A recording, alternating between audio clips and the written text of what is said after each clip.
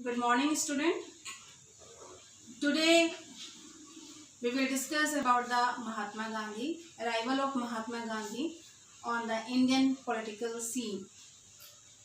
Mahatma Gandhi was known for his non-violence protest and was a leading figure of freedom movement.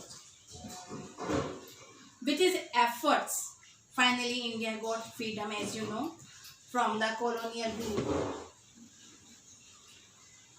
On 9 January 1915, Mahatma Gandhi returned back to India from South Africa, and after the First World War, the duration of First World War from 1914 to 1918, Gandhiji took over the leadership of the Congress. He introduced the technique of non-violent agitation,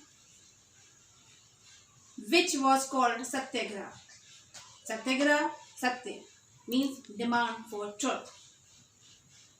He propagated tolerance, brotherhood, non-violence, and simple living.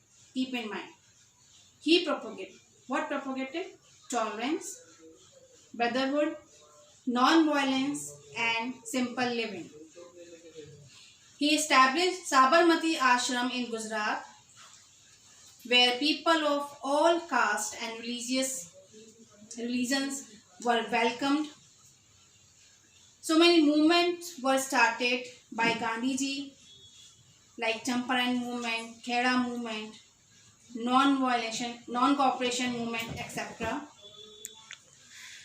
My dear student, his first movement was Champaran movement, and very successful movement. It began in Champaran in Bihar in 1917. He forced the British government to increase the price of indigo for the benefits of peasants. By 1919, Gandhiji had become the most popular leader of India. And as I told you, he launched many powerful mass movements like non-cooperation, civil disobedience, etc. Now, Montagu-Chelmsford Reform or Government of India Act 1919.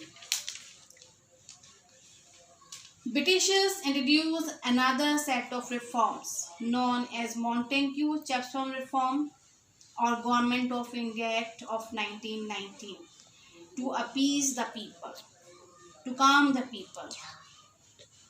As I told you that earlier, also British government announced Morley Minto reforms in 1909. Again, they introduced Government of India Act of 1919 or Montagu-Chelmsford Reform. According to these reforms, the number of elected members was increased in Legislative Assembly and Council of States, but there was no change in the location of power. The system of dual government was introduced. This dual scheme of government was known as Darachi, means double government. According to this, all important subjects like finance, police were under the control of the governor, and the Indian ministers were given the charge of education and health. But the real power still remained with the British officials. So that's all for Montagu-Chelmsford Reform of Government of India Act of 1919. And these annoyed or disappointed the Indian leaders. Thank you and have a nice day.